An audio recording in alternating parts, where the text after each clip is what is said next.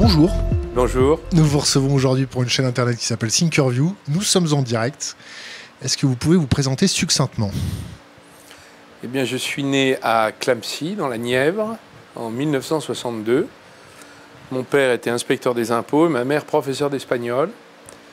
J'ai fait l'essentiel de ma vie, ma première vie d'adolescent, d'étudiant dans ma région natale, la Bourgogne. J'ai passé l'essentiel de mon cursus universitaire à la faculté de droit de Dijon. Puis ensuite, j'ai été reçu à Sciences Po Paris en 1983 ou 4 peut-être, 3. Et ensuite, après mon service militaire, je suis entré au barreau de Paris. Je suis devenu avocat pendant 7 ans. En 1997, j'avais 34 ans. J'ai été élu député de Saône-et-Loire, dans la région Bourgogne, où je suis né, où j'ai vécu. Un de mes grands-pères, grand-père Henri Montebourg, tenait une boucherie-charcuterie à Autun, en Saône-et-Loire, et depuis les années 20. Et donc, il y avait comme une sorte de filiation naturelle à m'y présenter. J'ai été élu 3 fois pendant 15 ans. Puis, en 2012, je suis entré au gouvernement de M. Hollande, où je suis devenu ministre du redressement productif, chargé de l'industrie, du commerce, de l'artisanat, du numérique. Puis, ministre de l'économie, 2 ans plus tard. Et puis, j'ai quitté le gouvernement sur des désaccords assez importants au mois d'août 2014. Depuis, je me suis formé dans une école de commerce que je rêvais de faire lorsque j'avais 20 ans, l'INSEAD. Mon père m'avait dit, écoute, on n'a pas les moyens de te payer cette école, donc va bosser. Et donc c'est à 50 ans que j'ai recommencé à zéro ma vie. Je suis devenu entrepreneur, j'ai créé 6 entreprises depuis, dans l'agroalimentaire notamment, enfin dans l'agriculture. Nous créons des marques équitables. Et je me présente devant vous en homme heureux. Et libre. Ah ça, libre, c'est sûr. Alors on va parler un petit peu géopolitique, finance, terrorisme, hacking peut-être, mais surtout Alstom. Est-ce que vous avez vu notre vidéo de Frédéric Pierucci? Oui, je l'ai regardé avec beaucoup d'attention. D'abord parce que M. Pierucci est un homme qui a payé très cher finalement son patriotisme économique et son patriotisme d'entreprise. Deuxièmement, il a eu le courage d'affronter un État très puissant que sont les États-Unis d'Amérique. Il n'a été aidé finalement que par peu d'institutions, certainement pas son entreprise, qu'il a abandonnée en rase campagne. Et donc j'ai beaucoup d'estime pour lui-même, son parcours, son tempérament, et j'ai admiré la solidité avec laquelle il a recouvré sa liberté et son sens de l'initiative. C'était un haut dirigeant d'Alstom, et il a parfaitement expliqué les tenailles de cette espèce de prise d'otage dans laquelle il a été capturé et qui a conduit pour la France à la perte d'Alstom. Je vais vous donner du monsieur le ministre. Monsieur le ministre, est-ce qu'on peut parler intelligence économique?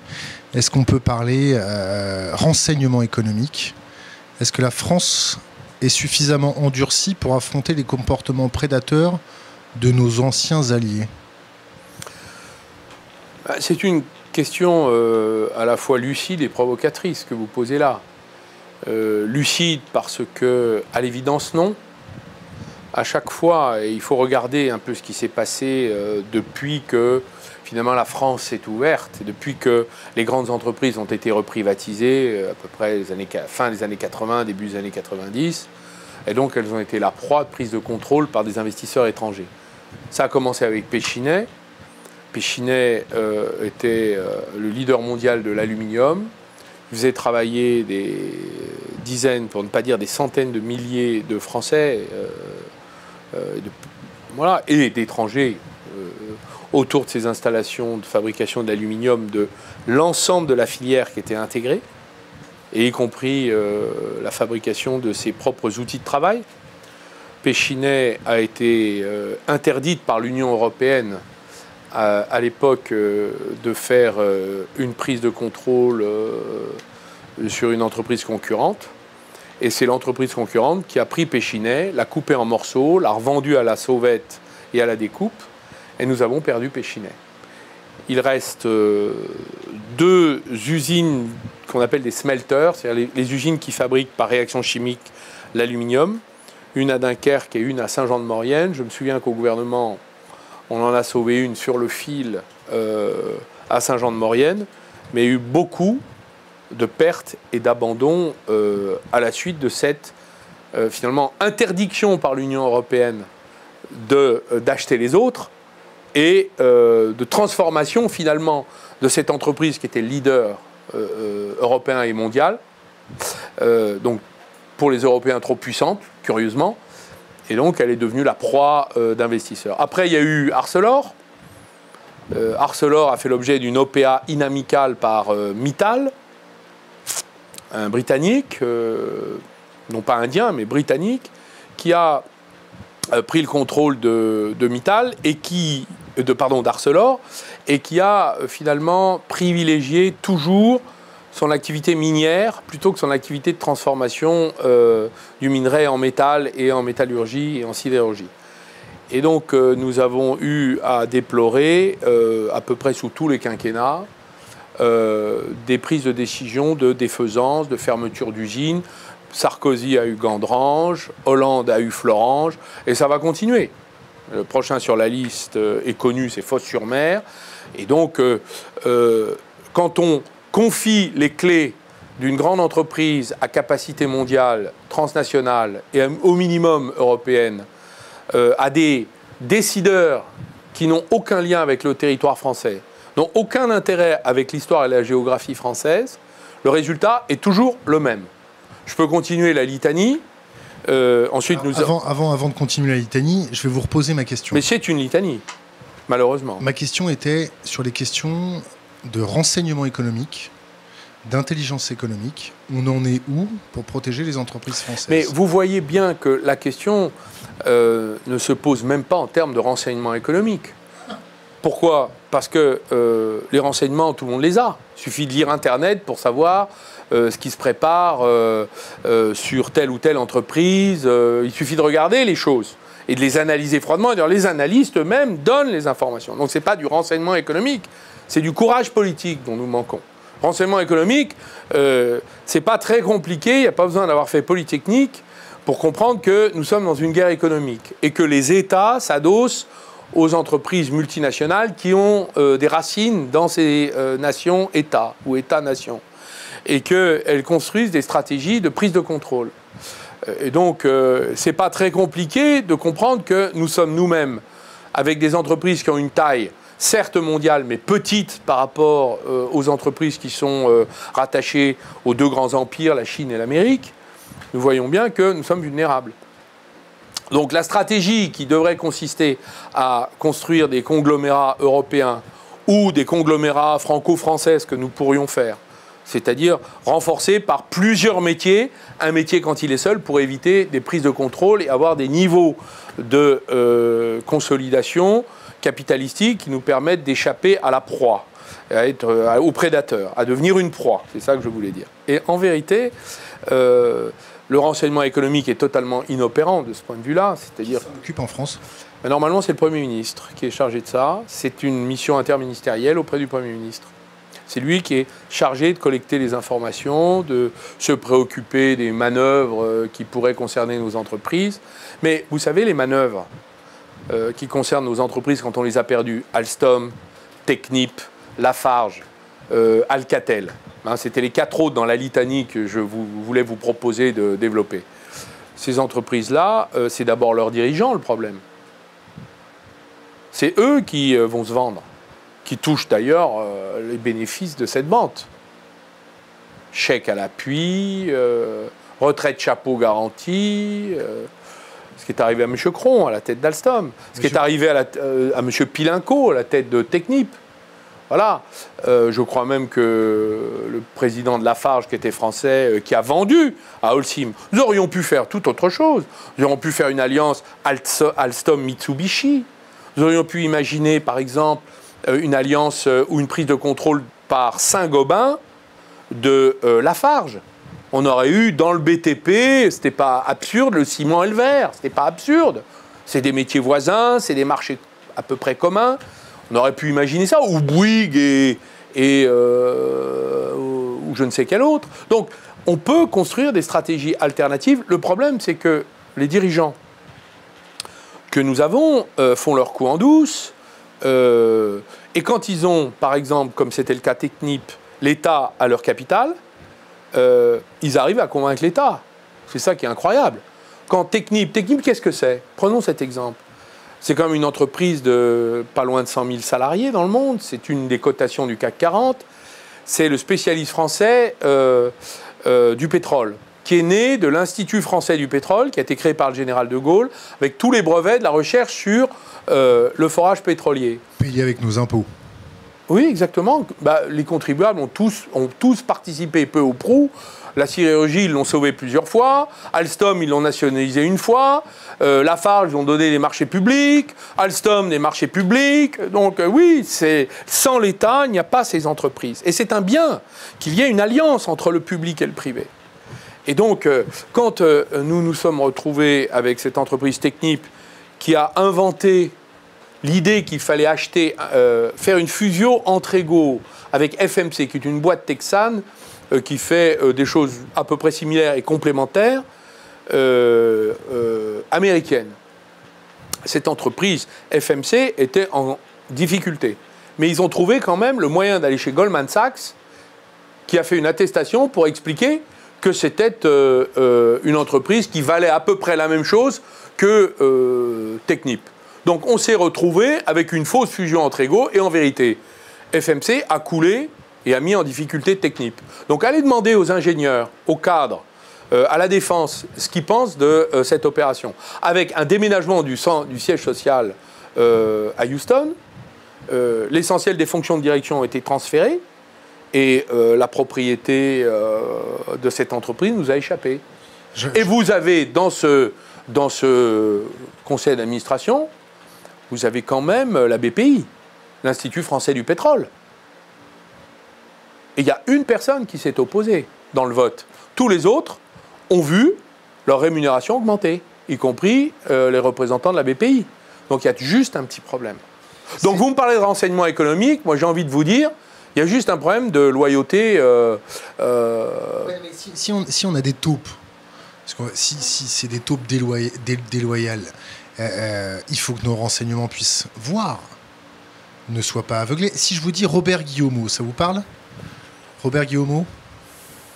Pas du tout. J'attends. Si je vous dis Philippe Caduc? Je connais pas. L'ADIT, ça vous parle? Ah oui, bien sûr, l'ADIT, oui. L'ADIT, c'est quoi? Bah, c'est une agence qui s'occupe de... Pour la diffusion d'informations technologiques. Voilà, mais qui aide les entreprises à l'étranger, pour les aider à progresser à l'étranger. L'ADIT est une très belle institution, et qui marche très bien. Qui est Anatole France, d'ailleurs. Ma question concernant les services de renseignement, c'est on a une attitude agressive sur nos fleurons, piloter main dans la main le gouvernement d'État américain plus son département de justice qui vient faire une trap, un piège pour une de nos entreprises. Nos services de renseignement ne bougent pas. Alstom met en danger notre armée. La vente d'Alstom met en danger notre armée, vous savez pourquoi. L'armée a aussi des renseignements. La direction du renseignement militaire, là, est-ce que, à votre avis, la direction du renseignement militaire va s'intéresser à comment on peut attaquer notre armée par des mouvements... Écoutez, ces décisions, ces analyses, elles ont été faites... En tant que ministre de... Ces analyses, elles ont été faites. Permettez-moi de le dire. On est capable de mesurer que quand on perd la maîtrise technique sur nos chaudières nucléaires des bâtiments militaires, hein, c'est-à-dire qu'en fait, on est entre les mains d'Américains, on est capable de dire non. Bon, le ministère de la Défense avait exprimé sa position à l'époque de la vente d'Alstom en disant « Attention, il y a un problème. Très bien. Mais les décisions qui ont été prises ont été contraires. Donc moi, j'ai envie de vous dire... La chaîne de commandement n'a pas été respectée. Non, j'ai envie de vous dire, ceux qui ont pris cette décision, c'est-à-dire le président de la République de l'époque, François Hollande, et son Premier ministre, puisque c'était mes chefs, je crois, ont pris une décision lourde de conséquences et fâcheuse et condamnable. Et condamnable. Donc moi, j'étais contre. J'ai perdu à l'arbitrage, on a rattrapé après les choses, mais en fait, je pense qu'il ne fallait pas vendre cette entreprise. Mais tous les éléments étaient sur la table. Donc on ne peut pas dire qu'il n'y ait pas eu éclairage de l'esprit de nos dirigeants à l'époque. Est-ce qu'on peut appeler un chat un chat? Est-ce que ces personnes ont fait preuve de nonchalance? Est-ce que ces personnes ont fait preuve de forfaiture? Est-ce que ces personnes ont fait preuve de quoi d'ailleurs? De courage? Moi je dirais que c'est d'abord le conformisme. On ne s'oppose pas aux Américains, premièrement. Deuxièmement, on ne va pas se mettre à dos la presse. Puis troisièmement, à quoi bon et pourquoi faire? Qu'est-ce que ça nous rapporte d'aller botter les fesses à un Américain? Et c'est comme ça que ça s'est décidé. Pour moi, c'est de l'inconséquence et on n'est pas très loin de l'incompétence. Je vais vous dire pourquoi. Une fois, il y a eu un président de la République qui a dit non aux Américains à l'ONU. C'était M. Chirac avec M. de Villepin. J'étais très fier d'être citoyen de ce pays. J'étais député à l'époque. Et j'ai applaudi la décision qui a été prise. Ça a coûté très cher à la France, mais c'était une décision qu'il fallait prendre. Et elle nous est aujourd'hui remerciée par le monde entier, qui sait que la France est capable de dire non. Donc cette tradition-là, elle s'est malheureusement perdue.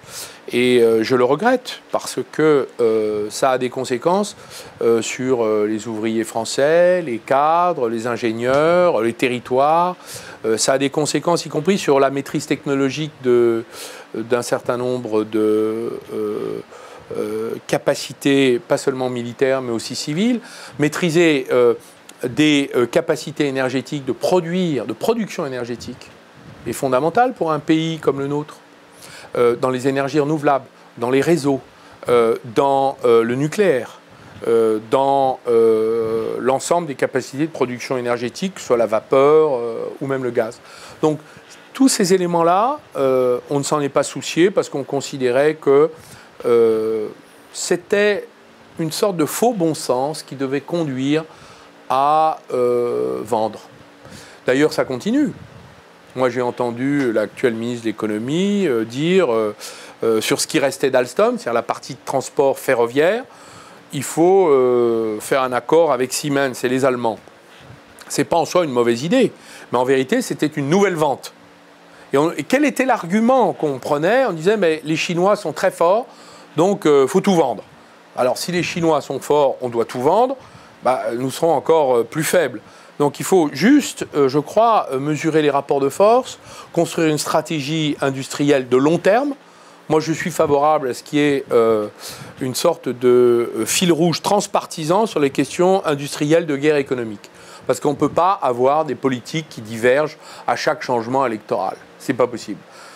Cette construction-là, il a fallu des générations pour monter ces grandes entreprises, pour maîtriser cette science et cette technologie, former des générations d'ingénieurs et de techniciens et d'ouvriers. Et ça part comme ça en fumée, par des décisions inconséquentes et qui, pour moi, sont essentiellement imprégnées de lâcheté. Donc on vous appelle le vendredi soir pour la vente le dimanche matin, c'est ça? Vous parlez de guerre économique, vous parlez de défense.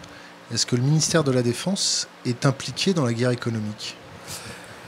Vous savez que le ministère de la Défense dépense ou gère, je crois, si ma mémoire est bonne, 16 milliards de dépenses militaires qui ont des conséquences industrielles. C'est le premier ministère de l'Industrie en France, le ministère de la Défense. Donc ce n'est pas un petit ministère. Et je me souviens que dans les décisions interministérielles, l'évocation du dossier, la Défense était réticente et avait exprimé des positions de réticence. Mais comme vous savez, c'est le président de la République qui est le chef des armées. Donc c'est lui qui décide pour le compte du ministère de la Défense. Donc voilà la conséquence de ce que ce type de décision remonte toujours en haut, sur des intérêts qui pour moi sont mélangés ou matinés de toutes sortes de considérations, parfois même politiciennes, mais très peu de nature stratégique pour défendre les intérêts de notre pays. Je viens à ma deuxième question. Est-ce que vous pensez que notre... Comment vous la formulez? Est-ce que vous pensez que notre chaîne de commandement industrielle est vérolée par des gens travaillant pour des puissances étrangères? Bah, écoutez, moi je suis frappé de voir que d'abord les dirigeants de ces entreprises, la première chose, le premier réflexe qu'ils ont, c'est de vendre. Et puis eux, de faire la culbute personnelle. Donc d'abord ce problème-là. Après, il y a leur conseil d'administration. Conseil d'administration, dans le dossier Alstom, le conseil d'administration avait été verrouillé par Patrick Cron, par avance. Donc il s'était obligé à voter, quelles que soient les circonstances, avec M. Cron. Contre monnaie sonnante et trébuchante. Dans le dossier Technip, la BPI et l'Institut français du pétrole ont approuvé la transaction. Il faut le faire quand même, c'est quand même nos brevets qu'on a donnés aux Américains. Et le dirigeant, M. Pilinco, a touché des chèques aussi, et les membres du conseil d'administration. Donc là, il y a un problème... C'est légal. Ah bah, c'est la loi, oui, mais il y a un problème de moralisation. Et puis, de questions patriotiques. C'est d'ailleurs la raison pour laquelle j'ai arraché, quand j'étais à Bercy, ce décret que la presse a affublé de mon nom, qui s'appelle le décret du 14 mai 2014, qui permet au ministre de l'économie, sans contre-seing, écoutez bien, sans contre-seing, de bloquer tout investissement étranger dans une vente à caractère stratégique dans 7 secteurs. L'eau, la santé, l'énergie, le transport, la défense, les jeux et, je crois, les télécommunications. Donc Alstom, on pouvait bloquer la vente en disant c'est non. Comme le font d'ailleurs la quasi-totalité des grandes puissances. Les Chinois, n'en parlons pas, c'est obligatoire, il faut passer sous les fourches codines du Parti communiste chinois. Et les Américains, on passe par le CFIUS. Le CFIUS, c'est un organisme qui est présidé par le président des États-Unis lui-même, avec 500 personnes qui instruisent tous les dossiers, tous les jours d'investisseurs étrangers sur le sol américain, et qui ont pris, je crois, en année, en 2017, pardon, en 2014, avaient pris 123 vétos sur les investissements étrangers aux États-Unis. Si mes souvenirs sont bons, peut-être je me trompe sur le chiffre, mais on n'est pas bien loin. 123 vétos, et en plaçant des conditions. Par exemple, vous avez le droit de racheter cette entreprise à teneur technologique, mais c'est nous qui choisissons le PDG. Le conseil d'administration sera composé à 100% d'Américains. Le siège social ne pourra pas être délocalisé. Sinon, la vente est annulée. Ça, c'est les Américains. Pays inventeurs du capitalisme libéral. C'est pas le Venezuela. C'est pas le Venezuela. Il y a parfois plus de soleil qu'au Venezuela. Alors, je vous dis ça parce que ce décret aurait permis de bloquer la vente de Technip, aurait permis de bloquer la vente d'Alstom, et nous aurait permis de conserver ça. Mais non seulement on l'a pas, le ministre de l'économie ne l'a pas bloqué, mais de surcroît, il a laissé la BPI, la Banque publique d'investissement que nous avons créée, qui est au conseil d'administration pour défendre les intérêts stratégiques de la France, même contre la corruption supposée ou présumée de son dirigeant, parce que c'est quand même ça, l'intérêt de la France doit primer avant toute autre. Et s'il y a la BPI dans les conseils d'administration, c'est pour ça. Or là, ça n'a eu aucune incidence. Donc moi, je m'interroge. Le ministre de l'époque, c'était qui? Je crois que c'était un certain Emmanuel Macron. Quand vous êtes parti de votre ministère, vous avez dit, de mémoire, quand on n'arrive plus à faire la comédie, il faut savoir quitter la scène. C'est ce que j'ai fait, oui. Je savais plus faire. Ben, si vous voulez, je savais plus mentir. Je ne vais pas passer ma vie à raconter des histoires aux Français. À moi-même, à mes enfants déjà, et aux citoyens. Donc quand on n'est pas d'accord, on a deux solutions quand on n'est pas d'accord. On se tait et on raconte quelque chose dans lequel on ne croit pas, ou alors on dit la vérité et on s'en va. C'est ce que j'ai fait. Voilà. La vérité, voilà, sur les politiques qui ont été menées par François Hollande et Manuel Valls à l'époque, c'était des très mauvaises décisions. Voilà, donc je l'ai dit. Ils sont comptables de leurs décisions? Bah oui, le président Hollande n'a pas pu se représenter, je vous le rappelle. Et M. Valls est exilé à Barcelone. Donc il y a une justice, finalement. Non, il y a une justice. On finit toujours par payer la facture en politique. Justice immanente? Je ne sais pas, mais si vous voulez, on ne peut pas commettre des actes sciemment contraires à l'intérêt qu'on est censé défendre et qu'on a en charge. Comment ça s'appelle, ça? Ça s'appelle être un traître. Bah, ça, c'est votre mot, monsieur. Et donc, je vous laisse le qualifier. Moi, ce que je sais, c'est que quand on a des intérêts en charge et qu'on ne fait pas son boulot, on est au minimum un incompétent. Je vais vous l'accorder. Merci, monsieur. À défaut. Je ne vous connais pas, mais vous pourriez parfaitement être à ma place et beaucoup plus éloquent que moi. Commencez pas. Hein. Revenons à nos chats, à nos moutons. Alstom, on peut encore l'annuler, là? Alors, de quoi s'agit-il? Est-ce qu'on a l'organe législatif pour leur dire maintenant ça suffit? Je vous réponds. Vous avez essayé de nous baiser. On a bien compris votre petit cirque. Maintenant, c'est terminé. Est-ce qu'on peut leur... Je vais vous donner la position qui est la mienne, que j'ai déjà exprimée devant une commission d'enquête au Sénat qui m'a convoqué pour savoir ce que j'en pensais.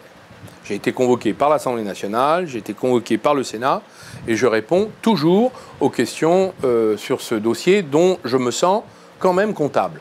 C'est normal de rendre des comptes, donc je rends des comptes de mon action. On en pense du bien, on en pense du mal, c'est pas grave, mais j'en rends compte. Donc moi, je peux vous dire qu'on a signé un accord. Cet accord, il disait quoi? Il disait plusieurs choses. Je voudrais quand même y revenir, cet accord, avant de pouvoir vous répondre. Il disait plusieurs choses, cet accord. Il disait, premièrement, pendant 3 ans, interdit de supprimer les emplois. Deuxièmement, on va créer 3 co-entreprises entre Alstom et GE, parce que ce n'est pas une absorption, c'est une alliance. Pourquoi on a fait une alliance? Parce qu'avec Safran, dans les moteurs d'avion, General Electric, depuis 1945, a fait en effet une co-entreprise qui fonctionne parfaitement et qui a fabriqué l'avion le plus vendu au monde, pardon, le moteur d'avion le plus vendu au monde. Le CFM56 qui décolle et atterrit toutes les 2 secondes, voilà, dans le monde quelque part. Donc ça, c'est une coproduction franco-américaine, Safran, General Electric. Donc quand on a vu que le président de la République, finalement, ne voulait pas contredire la puissance américaine, on a cherché des outils de négociation pour améliorer le plus possible l'accord. Donc on s'est dit, on va mettre le nucléaire, les énergies renouvelables, le nucléaire parce que c'est notre souveraineté, les énergies renouvelables, c'est l'avenir, et les réseaux parce que c'est structurant, un réseau d'électricité et d'énergie. Donc ça, la vapeur, le charbon, le gaz, c'est du fossile, bon, c'est pas trop grave si ça part. Mais le nucléaire, les énergies renouvelables et les réseaux, c'est fondamental. Donc on a dit, ça va être dans des co-entreprises à 51-49, 49-51, avec des sièges sociaux en France, des PDG français, un droit de veto sur le nucléaire. C'est-à-dire qu'on a entreposé le milliard d'activités de ce qu'on appelle les chaudières nucléaires que produisait Alstom, dans une co-entreprise avec un membre du gouvernement, enfin un membre désigné par le gouvernement pour utiliser tout droit de veto sur les décisions prises par cette entreprise. 1, 2, 3. Et j'ai dit à M. Hollande, je lui ai dit, Monsieur le Président, vous avez General Electric 250 milliards, Alstom 25 milliards. Si on fait une alliance entre un mastodonte de 250 milliards, un rhinocéros de 250 milliards et un moineau de 25 milliards, nous savons qui aura raison de l'autre à la fin. Donc je vous demande de nationaliser ce qu'il restera d'Alstom pour que Alstom ce soit plus Alstom qui vient de tout vendre à la découpe et dans notre dos par des dirigeants corrompus, mais l'État français qui sera en face de cette multinationale américaine dans ces 3 co-entreprises. Mais elle dit d'accord. Alors il y a eu un débat au Salon Vert de l'Élysée, il y avait M. Hollande, M. Jouyet, M. Macron, les collaborateurs du président. Il y avait le Premier ministre, le ministre des Finances et moi-même. Voilà. Le débat, je me suis opposé à cette vente. Et ensuite, quand ils ont dit bah non, on va la faire, il a fallu trouver les compensations pour que ce soit acceptable. Voilà, c'est ça qui s'est passé. Ça s'appelle comment, la vaseline? L'apparence. Ça s'appelle l'apparence. Alors, il y avait quand même des éléments dans cet accord. 3 co-entreprises, la nationalisation de 20% d'Alstom, plus l'interdiction de licencier pendant 3 ans, plus la création de 1000 emplois. Et des amendes s'ils ne respectaient pas les 1000 emplois créés. Donc les syndicats s'en souviennent parce qu'ils ont eu l'accord. L'accord a été rendu public. Et c'est sur cette base-là qu'on est allé défendre la position collégiale du gouvernement. Alors les 3 co-entreprises, on les a faites, mais il y a 1 an, elles ont été rachetées par General Electric avec l'autorisation du gouvernement actuel. Les 1000 emplois n'ont pas été créés, ils en ont détruit 1000. Les amendes sont sur le point d'être versées, 50 millions, mais qu'est-ce que 50 millions? C'est trop peu. Bon. Et pour moi, cet accord, après les déclarations de M. Pierucci, le plaidé coupable de M. Cron, devant le Department of Justice des États-Unis, pour moi, le consentement qu'a donné la France à vendre Alstom, et donc l'État, a été vicié. C'est-à-dire qu'en fait, il a été, et y compris sur le conseil d'administration d'Alstom. Pourquoi M. Cron a vendu Alstom? Pourquoi aller en tôle? Parce que lui-même était visé par des poursuites aux États-Unis d'Amérique, qu'un de ses cadres très proches, puisque c'était un N-2, M. Pierucci, un de ses collaborateurs était en prison, et qu'ils lui ont expliqué que s'il ne plaidait pas coupable, c'est M. Cron qui irait en prison. Tout ça est dans les minutes de la procédure américaine. Donc M. Cron n'était pas en situation de devoir librement décider pour son entreprise. Et l'État français, encore moins. Donc c'est une des raisons pour lesquelles il y a pour moi vice du consentement. C'est une vente, comme on appelle, dolosive, parce qu'il y a eu des manœuvres, des mensonges. Et donc, normalement, dans la théorie générale des obligations, lorsque vous signez un contrat sous la pression de la contrainte, menacé que vous êtes, sous l'emprise d'un chantage, d'un risque de racket, vous allez devant un tribunal et vous dites « j'ai été floué, je fais annuler la vente et retour en l'état antérieur ». C'est exactement ce que soit l'entreprise Alstom pourrait faire aujourd'hui, soit l'État français pourrait faire. L'État français ne le fait pas. Est-ce que ça veut dire qu'on est tenu par les couilles par les Américains? Les Américains disposent de moyens importants. Ils ont fait cette opération à Siemens, ils l'ont fait outre Alstom à la BNP, ils l'ont fait à Alcatel, et à chaque fois, ça s'est traduit par des rachats. Donc, il va falloir maintenant prendre des mesures de résistance et de protection. Donc, les ventes... C'est pour ça que je suis favorable aujourd'hui. Je serai le ministre de l'économie, je saisirai le tribunal compétent pour faire annuler la vente. Et je ne vois pas comment il pourrait refuser cette annulation.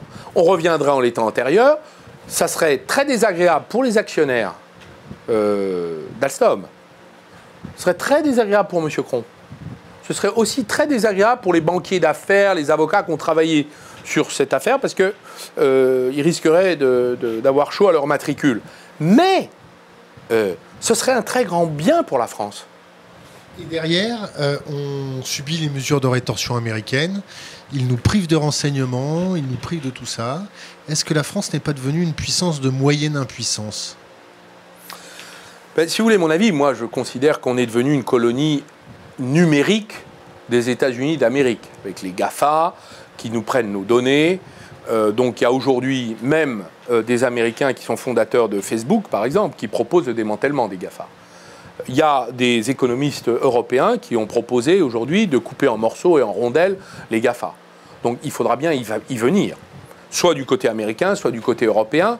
Et je n'ai pas l'impression que la nouvelle Commission européenne soit très orientée sur ces choix importants. Pourquoi? Parce qu'on ne peut pas donner nos propres ressources sans contrepartie. Là, il n'y a aucune contrepartie. Regardez, aujourd'hui, toute l'économie est dirigée par Google. Vous prenez n'importe quelle entreprise, un hôtel, un petit hôtel, hein, un gîte, une entreprise de n'importe quoi, elle est dirigée par Google. D'ailleurs, combien vous disent, moi, mon patron, c'est Google. J'achète des mots-clés et en contrepartie, j'ai des clients. On achète nos clics.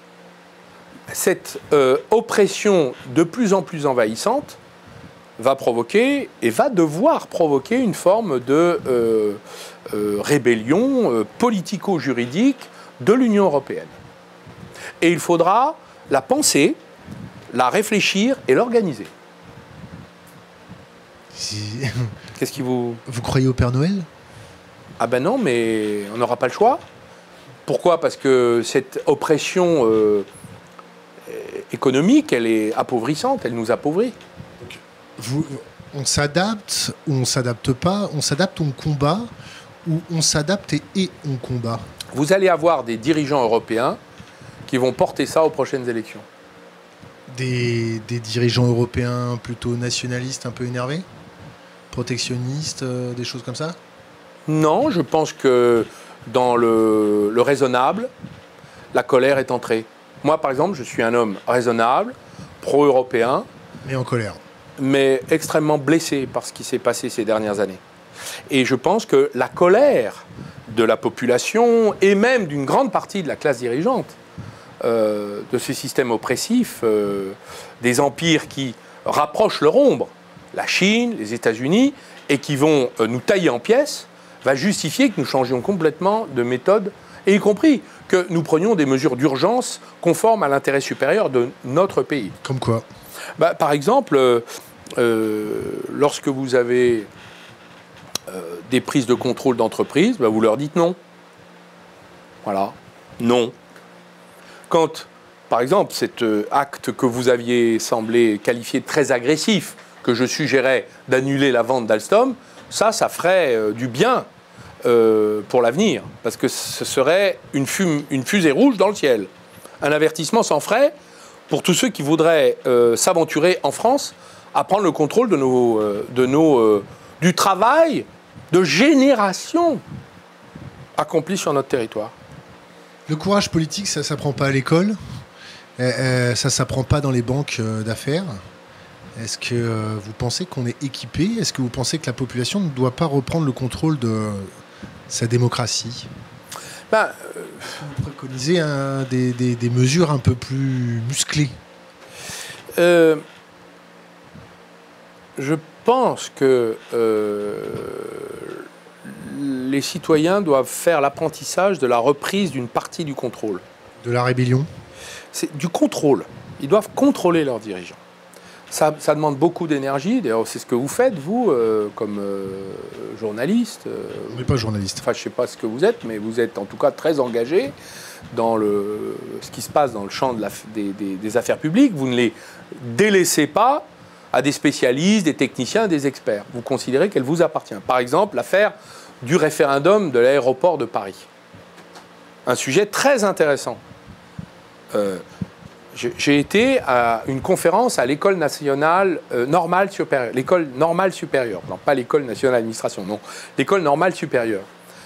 Qui forme la fine fleur de notre intelligentsia. Et c'était très intéressant parce qu'on a eu un débat avec des gens qui étaient pour la privatisation et des gens qui étaient contre la privatisation. Je suis moi-même défavorable à cette privatisation. Pourquoi? Parce qu'il y a eu 36 aéroports dans le monde qui ont déjà été privatisés. Et on sait comment ça s'est produit, ça s'est terminé. Quand vous donnez un monopole public à une entreprise privée, vous vous retrouvez avec des remontées de prix, puisqu'on est en situation de monopole et qu'on peut abuser de la clientèle. Et la clientèle, ce n'est pas les duty-free shops. Ça n'a aucun rapport. D'abord, ça concerne même pas, je pense, 30% du chiffre d'affaires. C'est les redevances sur les compagnies aériennes. Donc vous donnez Aéroport de Paris à une entreprise privée, quelle qu'elle soit, française, chinoise, quelle qu'elle soit, le droit de fixer les prix, ce qui est toujours le cas dans les conventions qui sont signées, les contrats de concession, surtout pour 70 ans. Vous pensez bien que le prix est libre, parce que sur 70 ans, s'ils ne peuvent pas choisir le prix, il n'y en a pas un qui candidatera pour l'obtenir. Eh bien, on sait que tous les prix vont remonter et que vous allez avoir Air France en très grande difficulté. Voilà ce qui va se passer. Et c'est exactement ce qui s'est passé dans les 36 aéroports qui ont été privatisés dans le monde. Tous les prix ont remonté et vous avez eu des chutes de rentabilité pour toutes les compagnies qui jouaient à domicile. Courage politique. Alors, votre question, elle consiste en quoi? Vous voulez me faire dire quoi, exactement? Alors, vous faire dire quoi? Je ne sais pas. On trouve que le courage en politique, c'est un petit peu un effet de manche. Il n'y a plus beaucoup de gens courageux, je vais dire comme vous, pour aller monter au créneau et puis offrir sa tête en sortant de son ministère libre, comme un homme libre. Comment ça se fait que notre intelligentsia est devenue couarde? Écoutez, j'ai pas l'impression que ce soit un trait de notre époque. Bon, les gens sont tous fascinés par le pouvoir. La question, c'est le prix qu'on est prêt à payer. Voilà. Est-ce que on paye le prix de recommencer sa vie à zéro quand tout s'arrête? Bah moi, je suis prêt à le faire. Parce que je suis comme ça, je ne sais pas pourquoi d'ailleurs, peut-être que c'est un trait de caractère qui m'est défavorable. Mais en tout cas, tout le monde n'est pas prêt à ça. On ne peut pas demander à ce que tout le monde soit vertueux, soit des saints.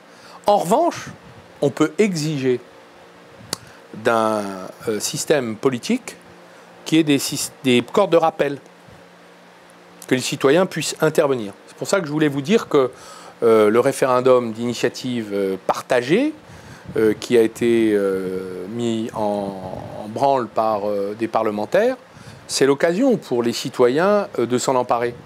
Et donc d'aller signer, moi j'ai signé, d'aller signer sur le site du ministère de l'Intérieur, et je lance un appel, allez signer sur le site du ministère de l'Intérieur, que vous soyez pour ou contre.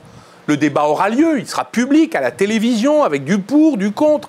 Mais signer pour avoir le droit de choisir. Parce qu'on a déjà eu un exemple, c'est l'aéroport de Toulouse. Il a été privatisé entre les mains de Chinois, qui ont pompé la trésorerie, dont les dirigeants étaient plus ou moins en fuite. Et on a expliqué que ce n'était pas une privatisation, parce qu'on gardait 51% du capital. Ce qui était une supercherie en vérité, parce qu'il y avait un pacte d'actionnaires qui disait le contraire de ce que le ministre à l'époque avait déclaré. Quand François Hollande apprend par les révélations d'Edward Snowden qu'il était écouté par la NSA, comment vous expliquez le fait qu'on n'ait pas réexpédié Manu Militari quelques diplomates américains pour leur expliquer qu'on ne fait pas ça à la maison? Il y a eu 72 millions, selon les révélations d'Edward Snowden, ancien cadre de la NSA, 72 millions de conversations qui ont été interceptées par la NSA dans un laps de temps de 6 ou 7 mois en France, qui concernait pas seulement les autorités politiques, qui concernait les entreprises, concernait les particuliers. 72 millions SMS, mails, interceptions de conversations téléphoniques. Je rappelle que quand M. Pierucci a été menotté et emmené devant le procureur à Manhattan, on lui a dit, nous avons, si mes souvenirs sont bons, d'après ce qu'il a déclaré lui-même dans son livre, nous avons 300 000 mails sur l'entreprise Alstom. La NSA est un outil d'écoute de renseignement illégal contre des nations, contre des États, contre des peuples, qui sert les objectifs de la déstabilisation d'entreprises aux fins de rachat et de capture. Voilà ce qui s'est passé, la preuve par le document. Donc quand il y a eu ces 72 millions de fuite, d'interceptions, la France est rangée non pas du côté de Snowden, mais du côté des États-Unis d'Amérique. Il y a même eu un incident, le président péruvien, qui avait son avion officiel, qui décollait de Moscou en Russie, où Snowden avait demandé l'asile politique, était confiné dans une pièce sans douche et sans lumière pendant plusieurs mois. Les Américains ont soupçonné le président péruvien d'avoir emmené dans sa soute à bagages le pauvre Snowden pour l'emmener dans son pays, lui accorder l'asile politique à son tour après la Russie. Quelque chose comme ça. De façon nocturne, les États-Unis ont demandé, lorsque le survol de l'Europe a commencé par l'avion du président péruvien, la fermeture des frontières. Espagne, accordé. Italie, accordé. Angleterre, accordé. Allemagne, refusé. France, accordé. Donc l'avion s'est posé à Vienne. Les inspecteurs viennois ont fait un tour, n'ont rien trouvé évidemment. Ça a fait un incident diplomatique. La France a été conspuée dans toutes les ambassades d'Amérique latine, puisque les citoyens sud-américains prenaient finalement le parti du président péruvien dont l'avion avait été injustement arraisonné. Et la France a été, le drapeau français a été brûlé devant plusieurs ambassades sud-américaines. Et ensuite, il y a eu le voyage à Washington, quelques mois plus tard, auquel j'ai participé. Lors de la conférence de presse commune entre le président François Hollande et le président Barack Obama, il y a eu 3 phrases sur l'affaire Snowden. On en a parlé, on a traité le problème, et nous sommes maintenant d'accord. Il n'y a pas eu de questions, parce qu'il n'y avait que 6 questions qui ont été posées. Il y en a une qui était sur les 6 questions. Et l'affaire en est restée là. Pourquoi nous en sommes là? Parce que la France et les États-Unis ont une tradition d'imbrication extrêmement, j'allais dire, forte. Je me souviendrai toujours, quand j'ai appelé le directeur des renseignements extérieurs, je lui ai dit, nous sommes écoutés dans l'affaire Alstom, et on utilise, quand j'ai découvert le poteau rose Pierucci, j'étais au gouvernement, nous sommes écoutés, on utilise des informations d'Alstom pour amener le département de justice à exercer un chantage sur les dirigeants actuels d'Alstom. Est-ce que vous pouvez nous aider? Il a dit, nous n'écoutons pas les Américains, c'est un accord entre nous. Parce que ce sont nos alliés. Très bien. Donc nous, on est écoutés, mais on refuse de le faire dans le sens inverse. Donc, il est évident que la dissymétrie des relations ne peut pas durer. Et qu'à un moment ou un autre, il va falloir qu'on reprenne nos droits. Par exemple, je voudrais vous donner un autre exemple. Il y a un programme qui s'appelle ITAR. C'est un programme très important qui permet, selon un accord de sécurisation des pièces critiques de tous les équipements militaires ou civils, aux États-Unis, sur une liste qui concerne 27 000 pièces, aux États-Unis, d'empêcher tout appareil, un avion de chasse, un bâtiment militaire, que sais-je encore, qui contiendrait une pièce ITAR, de l'exporter vers une destination qu'il jugerait indésirable. Donc nous avons accepté nous-mêmes, c'est ce que la Boétie avait théorisé sous la forme de la servitude volontaire. Donc il va falloir, ça fait partie du grand programme de, j'allais dire, liberté dont nous avons besoin en France, il va falloir se sortir de ce type de servilité. Parce que nous ne pouvons pas. Ben, c'est d'accord, mais ce sont 50 ans de relations atlantistes, d'intrication au sein de l'OTAN, du commandement intégré, comme vous le savez, où nous jouons quelques utilités, et de suivisme vis-à-vis des intérêts américains. Cette question, si d'ailleurs on pose la question géostratégique, comment allons-nous faire dans la bataille qui se prépare entre la Chine et l'Amérique? Notre intérêt à nous, c'est de faire ce que le général de Gaulle avait fait au moment de la guerre froide entre les deux empires soviétiques et américains, l'équidistance. Donc nous devons construire cette relation nouvelle. Je ne vois pas pourquoi on ne pourrait pas le faire, on l'a déjà fait dans l'histoire. On va revenir sur l'affaire Alstom. Quand vous voyez le secrétaire général de l'Élysée commander une étude en 2012 sur la faisabilité d'Alstom, dans le dos de son ministre, ça vous évoque quoi? On se renseigne, J'ai découvert, après que l'Assemblée nationale ait créé une commission d'enquête parlementaire sur les circonstances dans lesquelles Alstom a été vendu à General Electric, cette étude que je ne connaissais pas. Donc je l'ai découverte en 2000, ça devait être 18, 4 ans après. Je ne la connaissais pas, je ne l'avais pas lue. Bon. Et d'ailleurs, j'ai recherché parmi mes collaborateurs qui l'avait lu. Et en fait, je crois que personne ne l'avait vraiment lu, il n'y avait attaché de l'importance, puisque c'était une commande qui avait été présentée comme venant des services. Mais nous, les services ne commandent pas. Les services, monsieur, ce sont les services qui sont sous mon autorité. Donc c'était l'agence de participation de l'État. 300 000 euros ? Oui, c'est ça, ils ont un budget pour commander toutes sortes d'études dans le cadre de leur mandat. Moi, j'avais fait faire une étude auprès de Roland Berger sur les conséquences d'une fusion avec tel autre concurrent, qui était arrivé en février 2014. Je l'avais présenté à Acron, qui avait dit « Arrêtez de m'envoyer vos stagiaires HEC, poser des questions sur notre stratégie », pendant que lui-même était en train de vendre Alstom aux Américains. Ça, c'est un acte de déloyauté et de trahison. Acron vous a menacé, non, d'un plan social à 5000 personnes ? Évidemment, quand on est entré dans le moment de vérité, je l'ai fait convoquer d'ailleurs chef à la sortie de son avion pour lui demander de quoi il s'agissait. On ne vend pas une entreprise qui vit de la commande publique, qui a une relation stratégique avec notre indépendance militaire et stratégique, et une entreprise qu'on a nationalisée en 2003, c'est le président Sarkozy qui avait fait ça, pour sauver Alstom. On ne la vend pas le vendredi soir à General Electric avec mise devant le fait accompli pour le dimanche soir. C'est ce qu'il a fait, M. Cron. Pour moi, c'est une trahison.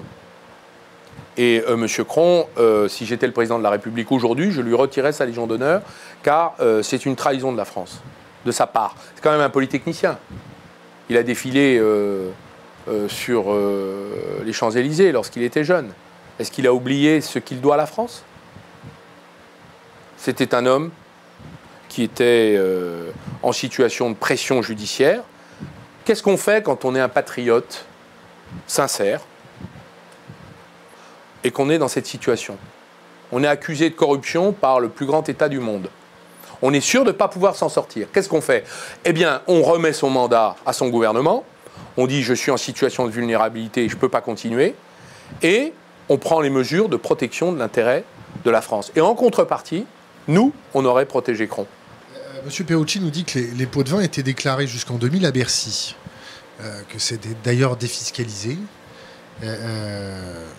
Qu'est-ce qu'on peut dire là-dessus? Que le monde entier, les Chinois, par exemple, ont corrompu toute l'Afrique. C'est comme ça qu'ils ont pris des parts de marché. La France aussi a corrompu toute l'Afrique. Mais ce que je veux dire, c'est que aujourd'hui, il y a les traités, la convention de l'OCDE qui empêche la corruption d'agents étrangers, et puis il y a la pratique. Et la pratique, regardez ce qui s'est passé au Department of Justice. Il y a presque aucune entreprise américaine n'était poursuivie pour corruption. Donc la NSA, qui écoute si bien le reste du monde, pourrait aussi écouter les pratiques concurrentes de corruption des grandes entreprises américaines. Ne le fait pas. C'est peut-être à nous de le faire, finalement. Si je vous dis pacte de corruption, si je vous dis 600 millions d'euros d'honoraires versés à la suite d'Alstom, on a arrosé tout le monde se tient par... Écoutez, officiellement, ce sont des avocats et des banquiers qui ont mené les opérations. Bon, voilà, tout Paris avait été loué par General Electric, les agences de communication, les banquiers d'affaires et les avocats, les grands cabinets d'avocats. Très bien, souvent américains. Très bien. Il y a une justice, la justice enquête, on verra bien ce qu'elle découvrira. Le parquet national financier est saisi? Il s'est saisi. Il s'est saisi. Qui a mis le procureur du parquet à la tête du parquet national financier? Pardon? Qui a nommé le procureur du parquet national financier? Qui a nommé le magistrat? Là, il est vacant, le poste. Il est vacant, comme vous le savez. Donc c'est Madame le garde des Sceaux qui va nommer. Mais il faut le savoir, c'est tout. Voilà. Parlons un peu d'Europe. Est-ce que l'Europe nous protège? Est-ce que l'Europe a des chevaux de Troie qui foutent la France dans la merde? Vous pouvez préciser votre question un peu provocante? En termes d'économie, est-ce que l'Europe protège la France? L'Europe, déjà, ne protège pas l'Europe et les Européens. Vous voulez que je sois vraiment provocant? Non. Non, parce que j'ai compris votre question maintenant. Mais c'est une question tout à fait pertinente. Les Américains et les Chinois se livrent une guerre sans merci en ce moment sur le plan commercial. Les Européens, eux, n'arrivent pas à prendre de décision sur ce qu'on appelle l'anti-dumping. Qu'est-ce que le dumping? Par exemple, je prends un exemple tout simple, le magnésium. On a besoin de magnésium parce que c'est un métal qui est assez précieux, rare. On avait des carrières de magnésium en France, des usines de transformation de magnésium. La Chine décide de prendre le marché du magnésium. Ils le planifient, l'organisent. Ils cassent les prix, ils vendent à perte dans le monde entier. Nos usines ferment parce qu'elles ne peuvent pas survivre, ce n'est pas compétitif. On perd les emplois, les savoir-faire, les ressources naturelles. Et après, on achète le magnésium à qui? Aux Chinois. Et ils remontent les prix. Ils ont fait ça dans tous les secteurs de la métallurgie. Ils l'ont fait dans l'acier, les aciers spéciaux, etc. Nous n'avons plus, nous, la capacité, depuis le traité de Rome, 1957, de prendre des mesures de protection d'intérêt national. Donc nous avons délégué à l'Union européenne le soin de nous protéger. Que fait l'Union européenne? Elle ne prend aucune mesure anti-dumping. Pourquoi? Parce qu'il n'y a pas de majorité dans l'Union européenne pour se protéger contre le dumping, notamment chinois. Mais le dumping américain, ce serait la même chose. Donc, on met des mesures, généralement, pour trouver des majorités au sein des conseils, des mesures qui sont des demi-mesures. Par exemple, on met 12% de taxes, quand les Américains mettent 250%. Voilà. On n'arrive pas à avoir une Europe qui se rassemble autour de ses intérêts. Parce que l'Europe est divisée. Vous avez les Allemands qui n'ont que... Attendez, je vous explique pourquoi. Parce que ce n'est pas seulement l'Europe. Dans l'Europe, il y a des Européens et des dirigeants européens. C'est intéressant de savoir qui vote quoi. Alors, en gros, les pays du Sud, les pays francophones, sont avec nous. Bon. Les pays du Nord sont avec l'Allemagne. Et l'Angleterre, souvent avec l'Allemagne. Elle ne l'est plus, mais l'Irlande jouait parfaitement ce jeu-là.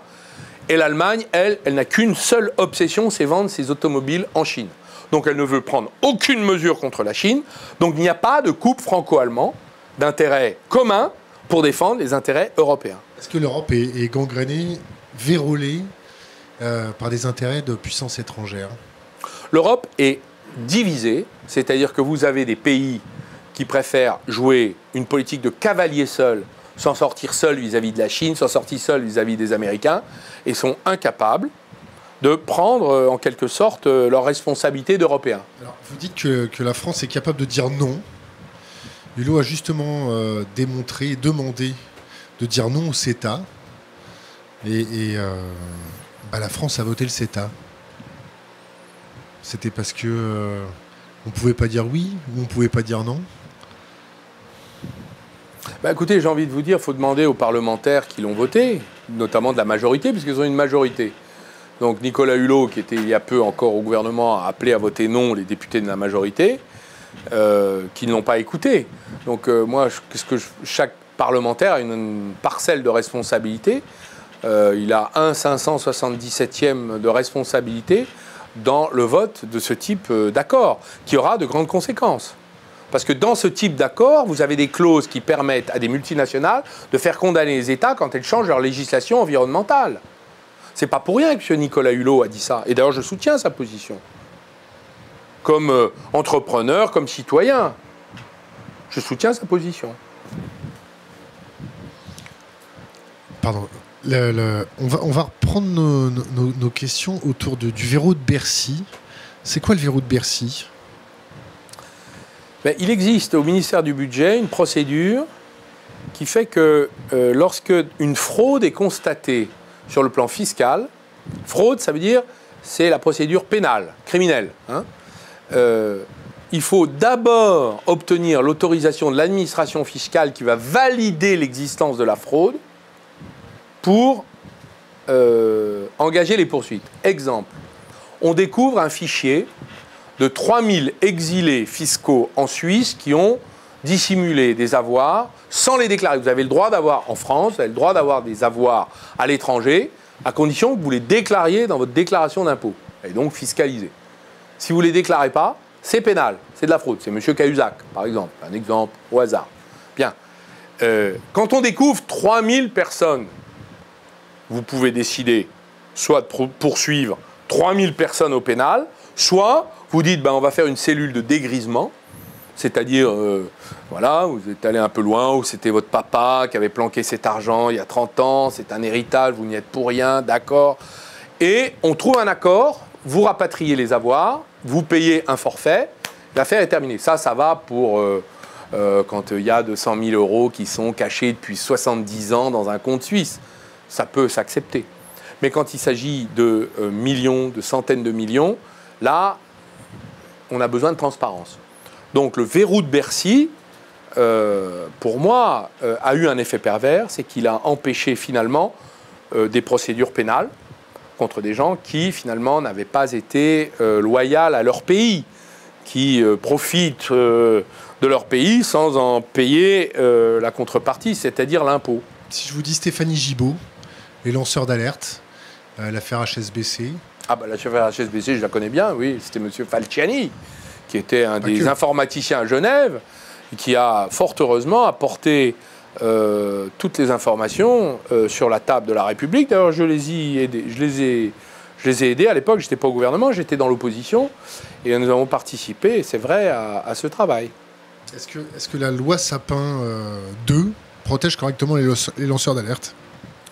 Pas suffisamment à mes yeux. D'ailleurs, il y a eu un grand progrès qui a été fait sur le sujet, mais qui mériterait d'être conforté. Une question Internet. Est-ce que l'affaire Dominique Strauss-Kahn a été instrumentalisée par les US? Je ne peux pas répondre à cette question, je ne sais pas. Je ne sais pas. Pour le neutraliser un peu plus tard, non? Je ne sais pas. D'accord. On va prendre une autre question. L'armée qui se fait coiffer par la NSA tout le temps, est-ce que vous pensez qu'ils vont devenir un petit peu nerveux et bypasser la chaîne de commandement, parce que la chaîne de commandement ne les protège plus? En gros, est-ce qu'on va avoir des militaires un petit peu rêvant d'un coup d'État? Je ne vois pas de quoi vous parlez. Ce qui m'inquiéterait, c'est que on se retrouve en France avec... Un pouvoir militaire vous fait peur? Non, je le désapprouve et le combattrai. La France est une république. On a coupé la tête d'un roi pour établir la démocratie. Non pas qu'une faction puisse s'emparer du pouvoir. Donc en ce qui me concerne, lorsqu'il y a eu le coup d'État, le putsch des généraux, c'était à Alger en 1961, si mes souvenirs sont bons, je me souviens que mon père avait répondu à l'appel de Michel Debré, ministre de l'Intérieur, je crois, ou Premier ministre, qui avait dit « Venez, rejoignez-nous pour défendre la République ». Donc moi, je ferai comme mon père, vous voyez. Je suis contre les prises de pouvoir par la force, je suis pour l'expression démocratique. Je suis d'ailleurs l'auteur d'un projet de 6e République que j'ai rédigé il y a presque 10 ans maintenant et qui proposait d'améliorer les processus démocratiques, augmenter la transparence, permettre finalement à ce que les intérêts de la nation soient mieux préservés. Je crois qu'on peut faire beaucoup de progrès aujourd'hui dans les mécanismes démocratiques. Le RIC, ça vous parle? Le référendum d'initiative citoyenne. Oui, je suis favorable au RIC. D'ailleurs, je l'avais proposé lorsque j'étais parlementaire. Je n'avais pas obtenu de majorité dans mon groupe à l'époque. Je l'ai proposé dans la 6e République. Il y a un RIC parce qu'on en a besoin. On a besoin de temps en temps que les citoyens reprennent le contrôle. Il ne s'agit pas de faire comme les Suisses, de voter tous les dimanches. Tous les dimanches, il y a un référendum en Suisse. Mais je peux vous dire que dans des grandes questions qui se posent, vous en avez posé un certain nombre, là, aujourd'hui, dans les questions locales, la commune, le département, ça ferait du bien. Finalement, les élus peuvent partager le pouvoir. Quel est le problème? Ils sont confortés. D'ailleurs, l'élu, qu'est-il? Un délégataire de la souveraineté. Temporaire, normalement. Donc, moi, je trouve que ça ferait du bien, ça fortifierait la démocratie dans notre pays. Et l'esprit public, comme on dit. Si on parle un peu gilets jaunes, est-ce que vous pensez que la crise des gilets jaunes se gère correctement en termes de maintien de l'ordre? Pour moi, je voudrais revenir sur les causes de l'apparition du mouvement des Gilets jaunes, si vous me le permettez. Avec plaisir. Il y a un cabinet de conseil américain qui n'est pas une officine mélanchoniste, loin de là, qui s'appelle McKinsey. Ah, McKinsey. Qui a fait une étude sur l'évolution de la richesse dans les pays de l'OCDE dans la dernière décennie. Ils ont observé que 72% des ménages de l'OCDE, donc la France est dedans, avaient vu leur pouvoir d'achat se réduire ou stagner. C'est-à-dire 580 millions de personnes en 10 ans. 580 millions de personnes. Dans la décennie précédente, c'est-à-dire avant 2008, c'était seulement 10 millions de personnes qui avaient vu leur pouvoir d'achat, le pouvoir de vivre, se réduire ou stagner. Donc vous avez 72% des ménages qui se sont appauvris dans la décennie qui vient de s'écouler, et pendant ce temps-là, l'économie a continué à créer de la richesse. Que s'est-il passé? 82% de cette richesse est allée se concentrer sur 1% des patrimoines et des individus. Donc là, vous avez les causes de la révolte. Alors j'ai pour familiarité de dire que lorsque j'ai quitté le gouvernement, c'était sur un désaccord sur la préparation du budget. Je voulais qu'on mette fin à l'austérité budgétaire qui a fait payer finalement les ménages et les familles en France le prix de la crise, ce qui continue d'ailleurs. Et le désaccord, le Premier ministre de l'époque, M. Valls, a dit on ne quitte pas le gouvernement pour 15 milliards. Puisque le désaccord, c'était 15 milliards à redistribuer aux ménages que eux ne voulaient pas redonner. Je leur ai dit, c'est pas possible. Et finalement, les Gilets jaunes ont manifesté pour presque obtenir 15 milliards, à peu près grosso modo. Quand on regarde ce qui s'est produit, ce que le président de la République, Macron, a lâché, les mesures qui s'en sont suivies, c'est environ ce que un grand nombre d'entre nous déjà dénonçaient comme devant revenir dans la poche des ménages pour relancer l'activité économique dans notre pays et soulager les familles du poids de la crise. Alors, après, est-ce qu'une crise comme ça se règle par des questions de maintien de l'ordre? Je ne crois pas. Je ne crois pas. Il n'y a pas d'issue. D'ailleurs, c'est une escalade. Pour les forces de l'ordre, c'est extrêmement dur. Pour les personnes blessées qui ont été touchées et qui ont le droit de manifester, excusez-moi, on a le droit de manifester, c'est une garantie constitutionnelle. Est-elle encore préservée? Ce sont des questions qu'on a le droit de se poser. Il y a des associations qui défendent les libertés publiques qui les posent. Donc, on est en droit quand même de se poser toutes ces questions aujourd'hui. La presse, à l'heure actuelle, est-ce que quand on voit Cédrico, secrétaire d'État, vouloir faire un conseil supérieur du journalisme, est-ce que ça vous interpelle, ça vous inquiète? Écoutez, nous avons une loi qui protège la presse de 1881, mais qui protège la liberté d'expression en général. Vous avez le droit de tout dire, sauf de porter à l'honneur, à la considération, à l'exception de la circonstance où vous dites la vérité. Donc la vérité est protégée dans le droit de la presse. Faut-il encore pouvoir le prouver? C'est toute la question. Mais si vous apportez la preuve de ce que vous dites, vous êtes protégé par la loi sur la presse. Bon, c'est un équilibre qui a été construit dans la grande période des bâtisseurs de la Troisième République. C'est un équilibre subtil qui a été, j'allais dire, affiné, conforté au fil des siècles. Maintenant, on peut parler de siècles. Donc je désapprouve toute idée qui consistera à la remettre en question. C'est comme la loi de 1901 sur les associations. C'est comme la loi de 1905 sur la laïcité.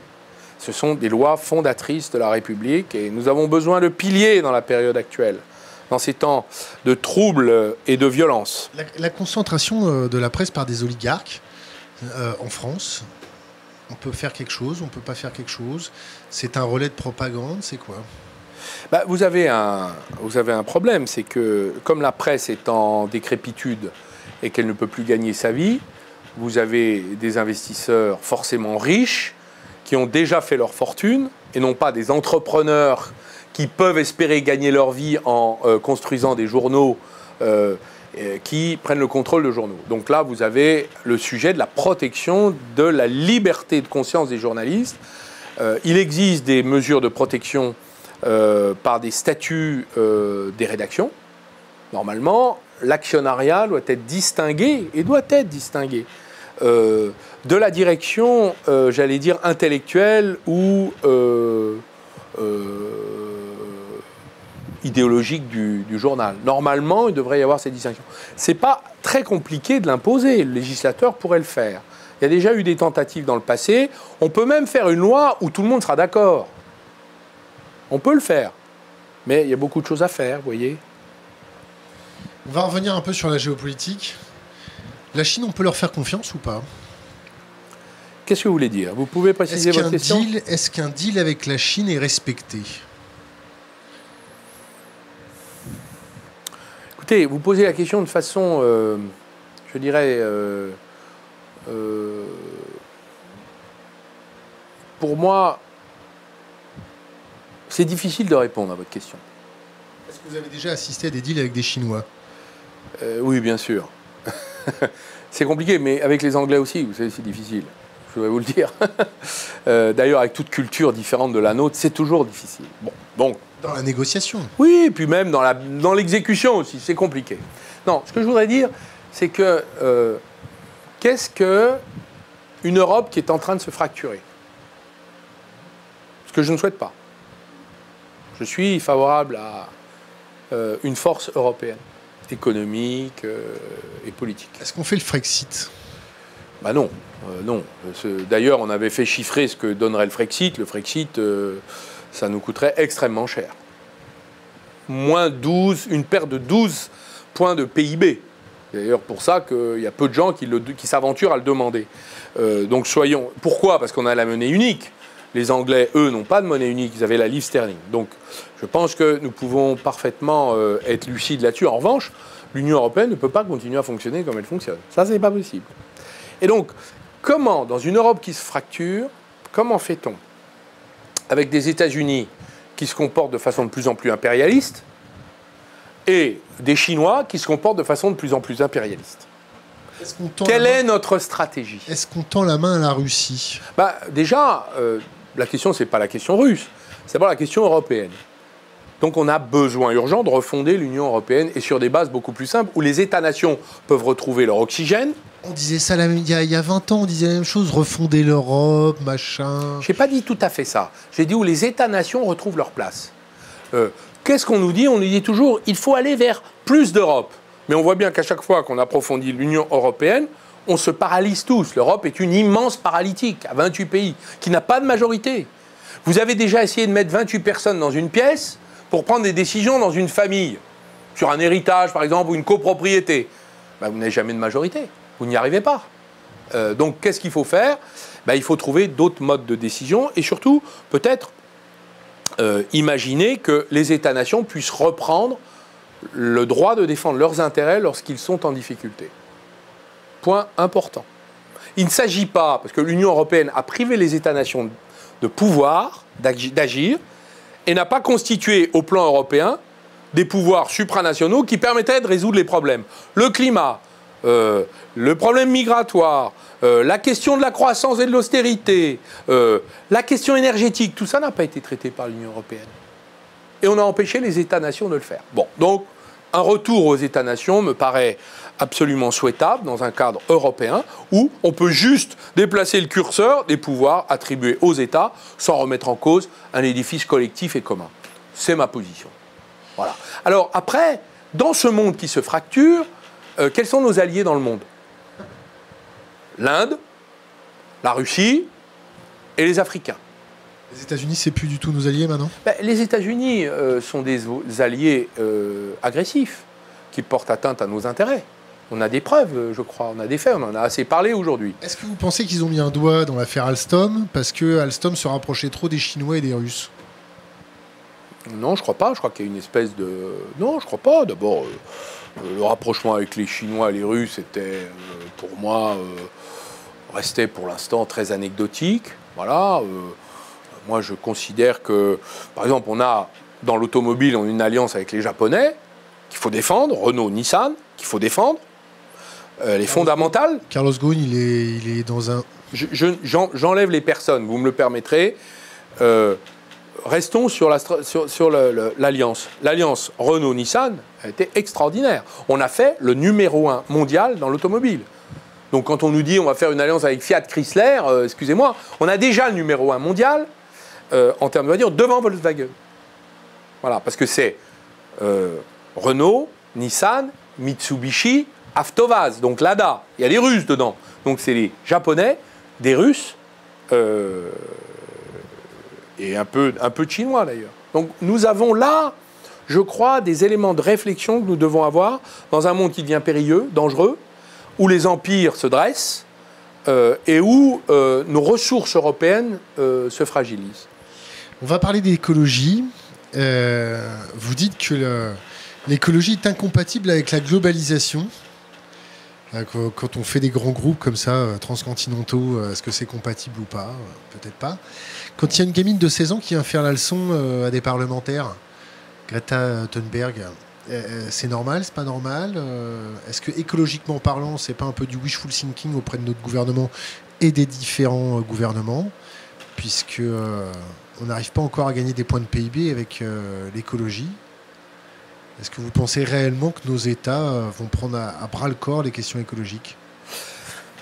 Vous ne pouvez pas... Et est-ce qu'il ne laisse pas parler la petite de 16 ans pour se donner bonne conscience, pour faire une petite opération de communication comme Non, mais ça, c'est des questions trop politiques pour moi, vous me permettrez. Je ne vais pas entrer dans ce débat-là. En revanche, je vais vous répondre sur la question de l'écologie. L'écologie n'a de sens que si elle se marie avec l'économie. Vous voulez pas rentrer un petit peu dans le game, là? Politiquement parlant, vous avez quand même une grande expérience. Écoutez, je suis retiré de l'action. Vous avez une grande expérience. Non, mais écoutez-moi. Vous avez fait votre boulot de Écoutez-moi, vous m'êtes très sympathique, mais... Vous m'êtes très sympathique aussi, mais vous avez un devoir envers des Français. Un devoir? Ouais, qui est, comme vous avez bien fait votre boulot, il faut continuer. D'abord, je vous remercie de dire j'ai bien fait mon boulot. Mais sur Alstom, pour moi, c'est juste normal. C'est juste normal. On n'a pas à recevoir des compliments. Je les accepte volontiers et vous en remercie. Compliment. Mais pour moi, c'est juste normal. Je suis content d'avoir payé mes impôts pour payer votre salaire. Merci, monsieur. C'est très gentil. Je ne sais pas qui vous êtes, mais vous m'êtes sympathique. Mais je vais vous dire une chose. Quand vous avez des questions écologiques aussi lourdes qui commencent à se poser, vous voyez bien que l'écologie, elle doit se marier avec... la société, avec l'économie, sinon ça ne marche pas. L'écologie, ça ne peut pas être des décisions qui tombent en haut avec des punitions pour tout le monde. Ça ne peut être que des changements assumés et organisés où la charge est répartie entre tous et de façon la plus juste possible. Donc au lieu de faire payer des taxes sur l'essence des pauvres gens qui sont obligés d'utiliser leur voiture pour aller travailler, d'ailleurs qui n'ont pas les moyens de la changer, parce que généralement la fin du mois est un peu juste, vous voyez de quoi je parle.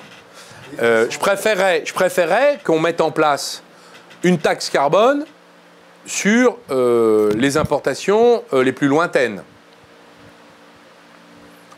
Et de ce point de vue-là, vous voyez bien que la taxe carbone aux frontières, européennes ou nationales, qui est un projet aujourd'hui assez communément partagé, pas par tout le monde, mais à peu près, c'est l'équivalent d'une TVA sur les importations. Hein. C'est parfaitement ce dont on a besoin, et économiquement et écologiquement. Donc là, on a les deux. Eh bien, si vous faites ça, vous voyez bien que vous ne pouvez pas signer les accords de libre-échange. Voilà. Et que l'OMC, vous pouvez dire au revoir. Même si, il y a une clause dans l'OMC, j'avais fait cette étude-là, puisque j'ai défendu la démondialisation il y a maintenant 10 ans, quand j'étais... Enfin, j'ai défendu depuis toujours, hein, quand j'étais jeune député aussi. C'est le Made in France, c'est-à-dire on consomme ce qu'on produit le plus possible. C'est une vision purement keynésienne de l'économie. Tout simplement, il n'y a rien d'innovant. Je dois vous dire que quand on regarde le lien qui existe entre l'écologie et l'économie, Nicolas Hulot a parfaitement raison de dire on ne peut pas être pour le libre-échange, ouvrir les frontières, et en même temps écologique. Ça n'a aucun sens. Donc il faut taxer les transports lointains. Par exemple, tout le fret maritime. Il faut remettre des droits de douane. Il faut créer la taxe carbone, mettre un prix carbone sur l'industrie. Et l'industrie d'importation d'abord pour que notre industrie soit compétitive. C'est ça qu'il faut faire. On cherche la personne qui va le faire. Ça, je suis d'accord un peu avec vous. C'est-à-dire qu'on a l'appareil, mais on n'a pas l'organe, c'est ça? Ou je sais pas, c'est quoi votre phrase? J'ai pas de phrase. Si, vous avez J'ai pas de phrase. Si, vous avez un petit truc qui a fait marrer le Sénat. Là. Ouais, je vais vous la retrouver. Bon, passons, c'est un détail. Là, vous avez fini, vous voulez plus vous engager en politique, c'est terminé. Vous vous positionnez pas vous ne jugez pas vos collègues d'autres partis. Vous allez lancer un business sur le miel, bleu, blanc, ruche. J'ai créé une marque avec des apiculteurs et créé une marque équitable. Combien vous touchez? Pour l'instant, 0. Moi. Comment vous gagnez votre vie maintenant? Ah, bah, c'est assez simple. J'ai créé 6 entreprises. Donc, je me débrouille pour faire du conseil dans l'entreprise qui finance la création des autres. Donc, combien vous gagnez? Écoutez, je gagne mieux ma vie que quand j'étais au gouvernement. Au gouvernement, je gagnais 8 000 € par mois. Je pense que je suis au-dessus en ce moment, même si ça varie. Net? Ah bah oui. Ouais. Pas de phobie fiscale? Non, je paye mes impôts. Je suis très fier de payer mes impôts. Et c'est normal. Voilà. Quand on vous reproche... Mais je pourrais vous dire un mot sur la question des marques équitables. On a créé Bleu Blanc Ruche avec des apiculteurs. Et on a décidé de faire une chose. Parce qu'aujourd'hui, il y a un effondrement de l'apiculture en France, pour des raisons environnementales, mais pas seulement, aussi économiques. Car vous avez, quand on regarde la géopolitique de ce produit-là, qui est le nectar fabuleux issu du travail des enzymes des abeilles, qui est le miel, vous avez une géopolitique, une cartographie absolument extraordinaire.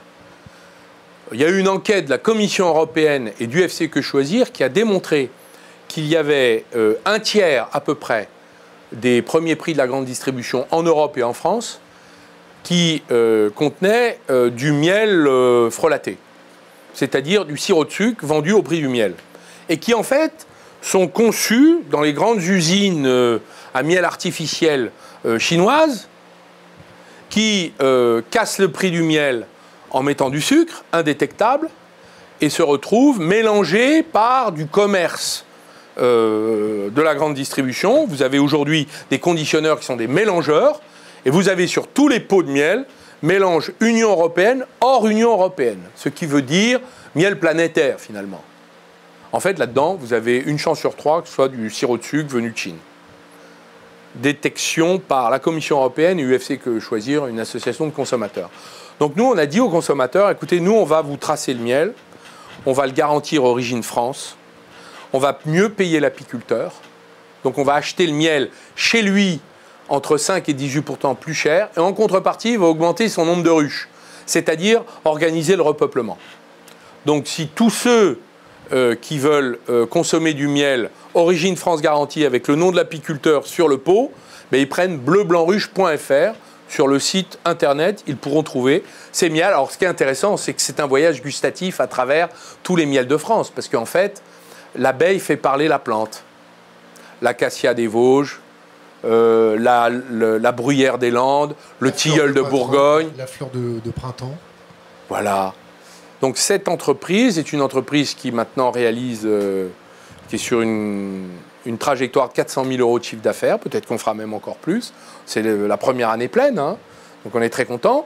Les consommateurs nous suivent, nous écoutent, ils comprennent la mission que nous remplissons, y compris pour leur compte. Et donc, je lance... Au courant qu'en Chine, c'est des ouvriers maintenant qui font la pollinisation? Oui, mais... Vous savez, l'abeille, elle rend un service gratuit, qui a été évalué à 150 milliards d'euros. Le fait même d'aller butiner, chercher le pollen et le nectar. Le nectar par le jabot et le pollen par les pattes arrière. C'est les plots sur les pattes arrière. Vous faites bien les pattes arrière. Je les fais bien. Bon. Et ces abeilles rendent un service gratuit en allant se nourrir et en allant nourrir la colonie. Donc ça n'a pas de sens d'aller polliniser. si on pollinise d'une autre façon, ça n'a aucun sens. Mieux vaut défendre la biodiversité. La France a vu disparaître 80% de ses insectes en 30 ans. Quand on vous dit bleu, blanc, ruche, c'est bien, c'est des ruches de repeuplement, on vous objecte que vous allez mettre une pression sur les abeilles sauvages en mettant beaucoup d'abeilles. Vous savez, alors il faut regarder les choses de façon complémentaire. Vous connaissiez la phrase d'Einstein sur les abeilles? Oui, enfin elle est prêtée à Einstein, je ne sais pas si elle est d'Einstein, mais elle est très juste. Oui, pourquoi? Einstein a dit, ou on prétend qu'Einstein aurait dit, qu'en 4 ans, si on perdait les abeilles, l'humanité ne survivrait pas. C'est pas tout à fait faux, parce que les abeilles sont responsables de la pollinisation de 35% de l'alimentation humaine. C'est-à-dire tous les fruits et légumes, hormis les pommes de terre et les céréales. Bon, vous enlevez ça, 35% de l'alimentation humaine, avec la population qu'il y a sur la planète, imaginez ce qui se passe. Les chaos, les guerres, les affrontements. Donc je pense qu'on va au-devant de graves difficultés.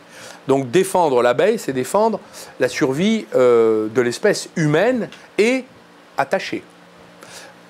Et donc, les abeilles sauvages ne sont pas en compétition avec les abeilles domestiques. Pourquoi? Parce que d'abord, il n'y en a plus assez. Donc plus il y en a, mieux c'est, qu'elles soient sauvages ou domestiques. Et surtout, l'abeille domestique a plus de chances de survivre dans le monde hostile aujourd'hui, déclaré à l'abeille. D'ailleurs, je dis souvent, on ne s'intéresse pas assez à l'apiculteur qui est le gardien des abeilles, qui les protège, qui les soigne, qui les nourrit quand il n'y a pas de plantes. Et donc, le gardien des abeilles, qui est l'apiculteur, c'est la garantie de survie de l'abeille. Donc, n'opposons pas l'abeille sauvage. Et d'ailleurs, il y a beaucoup d'apiculteurs qui élèvent des abeilles sauvages, donc qui ne sont pas tout à fait sauvages, mais ils les élèvent.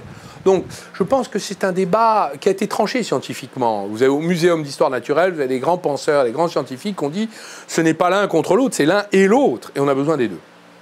Ai-je répondu? Oui, je vais vous poser une autre question qui n'a rien à voir. Les flux migratoires, on voit la France qui n'accorde pas de port à des associations qui vont chercher les gens qui se noient dans la Méditerranée. On fait comment avec les flux migratoires, que ce soit économique ou climatique? On va avoir, de toute façon, là, on est en train de payer la facture de ne pas avoir développé l'Afrique. On a mis tous nos investissements en Chine. C'est absurde. On aurait pu les mettre en Afrique, faire énormément de choses. Donc, on sait ce qu'il nous reste à faire, travailler avec les pays de départ. Et il y a du travail avec ce qui se passe dans tous les pays du Nord jusqu'au sud de l'Afrique. Mais il n'y a pas d'autre solution. Est-ce que on va voir des murs s'ériger en Europe? Quel mur? Les gens meurent en Méditerranée. C'est pas un mur, c'est une mer. Les murs s'ériger. Dans un pays qui a connu 10 ans de crise, où il est extrêmement difficile pour des catégories entières de la population de survivre, beaucoup pensent qu'il n'est pas raisonnable d'abandonner le contrôle des flux migratoires. Toute nation a toujours contrôlé ces flux migratoires. Après, on peut décider quelle est la taille de ces flux. Mais c'est normal qu'une nation veuille contrôler ces flux. Ça me paraît être l'élément... Régis Debray a parlé, qui était le collaborateur de François Mitterrand, a fait l'éloge de la frontière. Il a dit la frontière, c'est la limite. Quand vous éduquez vos enfants, vous fixez une limite. Quand vous discutez avec le système financier, vous leur dites « apprenez des limites dans votre manière de faire ». Donc une société raisonnable, c'est une société où il y a des limites. Alors, question d'Internet, pourriez-vous lui demander combien il touche de subventions pour ces entreprises écologiques? Zéro. Zéro subvention. Nous ne demandons pas de subvention. Nous ne demandons pas de subvention pour une raison simple, c'est que nous faisons la démonstration que le modèle économique des marques équitables est rentable. D'ailleurs, nous avons des investisseurs exclusivement privés. Alors, l'INRA est entrée au capital de l'une d'entre elles, mais on lui a donné les actions. C'est nous qui avons fait cadeau à l'INRA en contrepartie de son apport scientifique et technologique. Une entreprise qui est subventionnée est une entreprise qui est morte, hein, par définition. Hein, un peu comme parce la qu'elle presse. elle ne peut pas survivre. Un peu comme ça la veut dire presse. qu'elle n'a pas d'avenir. C'est ça? Ouais. Bah oui, c'est difficile, quoi. Vous comprenez tout de suite que si vous dépendez de subsides publics, vous ne pouvez pas trouver de rentabilité, donc de survie, d'espace de survie économique. Pourquoi? Enfin, excusez-moi, c'est un rappel sain de la part d'un ancien ministre de l'économie. Non, je sais pas. Qu'est-ce qu'on fait pour réindustrialiser le pays et pour empêcher les délocalisations? Alors, il y a beaucoup de choses à faire. D'abord, garder ce qu'on a. Ça renvoie à la conversation précédente. Rapatrier ce qu'on a perdu. Exemple, racheter le nucléaire de chez Alstom. On peut le faire. C'est rentable. Ça nous revient naturellement.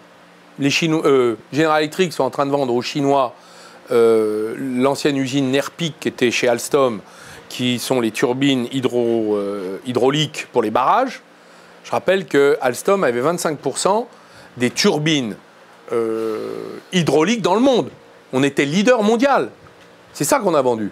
C'était d'ailleurs dans les co-entreprises énergie renouvelable, parce que les barrages, c'est du renouvelable, c'est de l'énergie propre. Ça, il faut racheter. Donc j'ai croisé M. le maire à la sortie de mon audition au Sénat, c'était un hasard. J'ai dit, mais il faut y aller, trouver l'argent, vous avez la BPI, à quoi elle sert, nous on vous trouvera des fonds qui sont prêts à investir parce qu'ils y croient, tout simplement, pas dans la France seulement, dans ces grandes activités économiques qui sont d'ailleurs profitables. Donc qu'est-ce qu'on attend? Donc rapatrier ce qu'on a perdu. Et puis créer ce qu'on n'a pas, ou ce qu'on n'a plus. Et là, tout est à faire. Alors j'avais créé 34 plans industriels dans tous les secteurs où on pouvait... Bon, malheureusement, mon successeur, M. Macron, n'a pas donné de suite. Mais dans les biotechnologies, dans le cloud sécurisé européen, dans la filière construction bois, dans l'avion électrique, par exemple, je vous donne un exemple.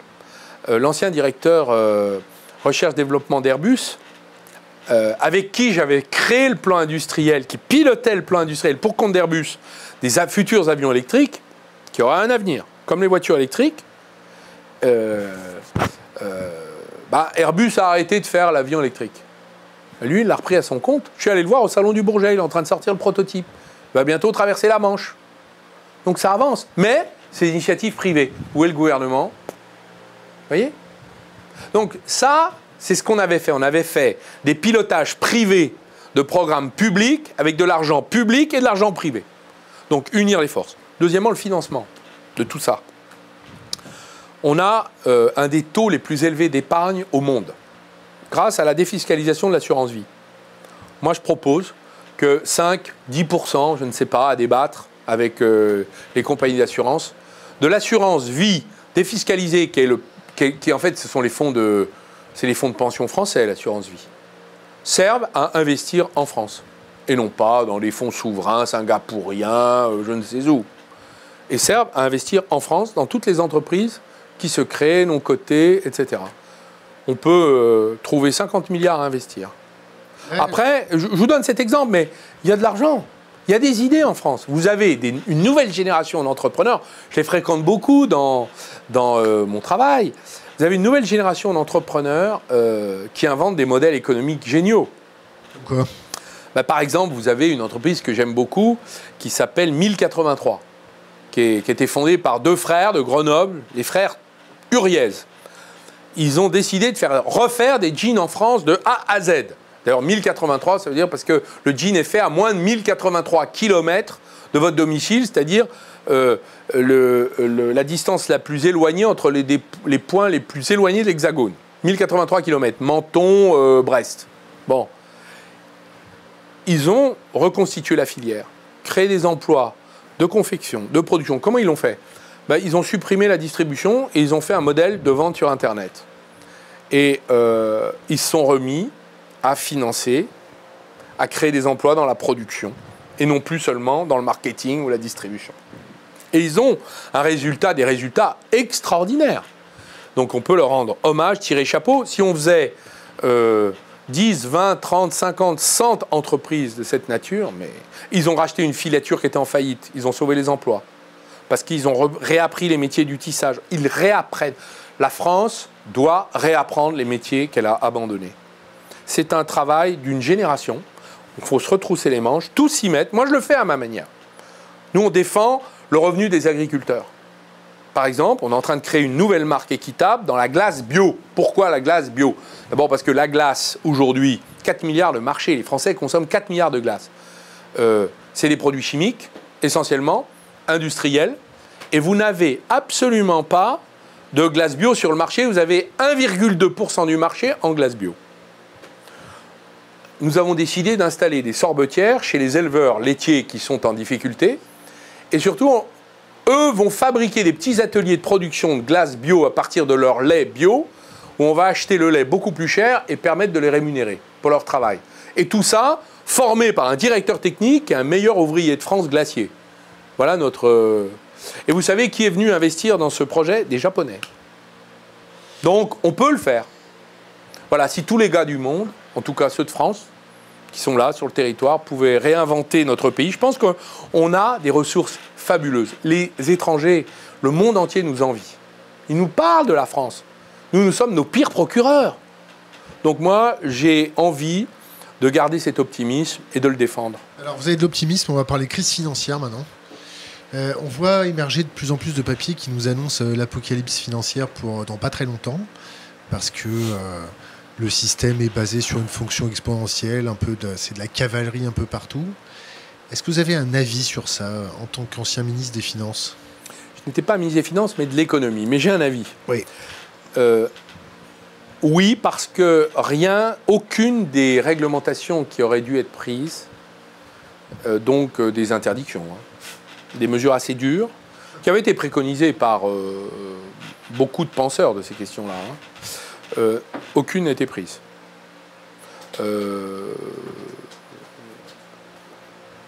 On a durci la législation sur les banques pour éviter les crises systémiques, c'est-à-dire les systèmes de propagation des futures crises, mais les bulles, elles sont là.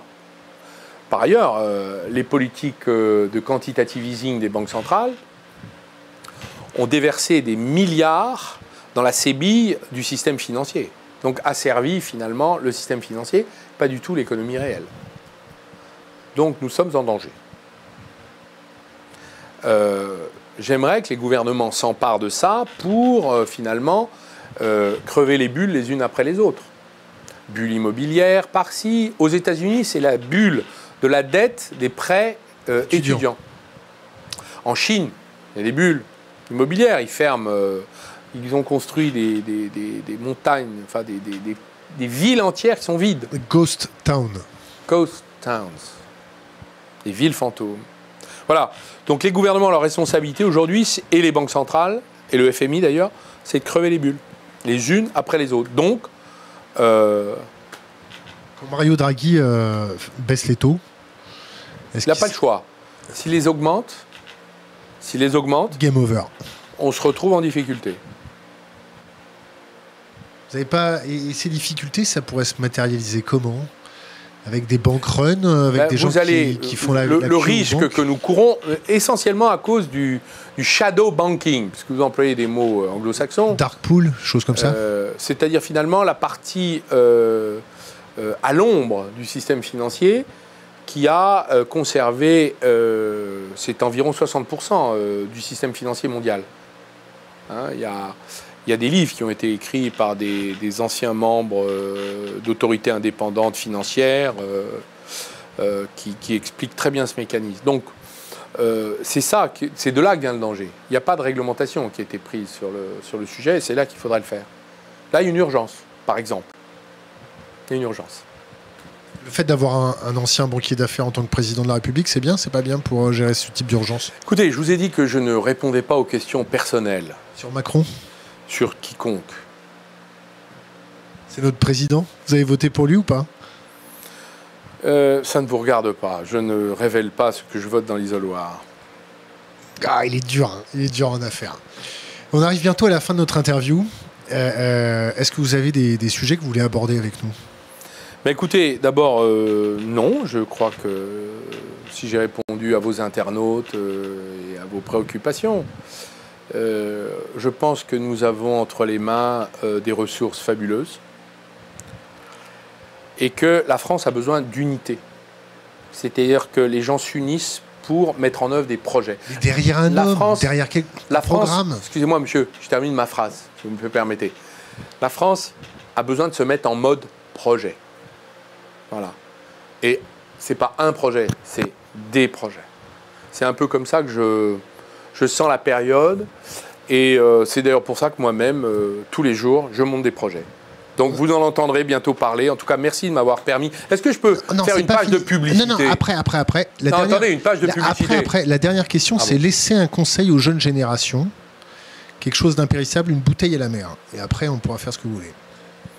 Alors, aux jeunes générations, je leur dirais, unissez-vous avec des gens qui sont vos contraires, qui sont vos différents, qui n'ont pas vos origines, votre histoire, votre géographie, votre religion, votre couleur de peau, peu importe. Et montez des projets ensemble. Vous les réussirez. Rêvez le monde, comme disait Oscar Wilde, faites en sorte que vos rêves soient les plus grands possibles pour qu'il en reste toujours quelque chose. Voilà. Et si toutes les personnes qui nous ont écoutés veulent soutenir le repeuplement en abeilles de France, c'est sur bleublancruche.fr.